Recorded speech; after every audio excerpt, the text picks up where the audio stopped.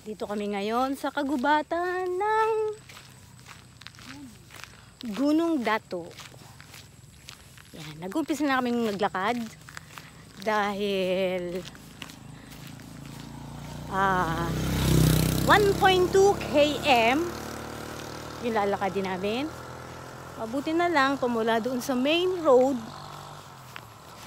inihatid kami ng isang auntie. Ang bait ni auntie. Inihatid kami. Isang oras din yung lalakarin, oh. Sa inyo. Oh, isa. Partner. Oh, ayan na, oh. Ayan na, ang aming pupuntahan. Oh. Hindi, nagbibideo lang ako. Maubos yung aking ano.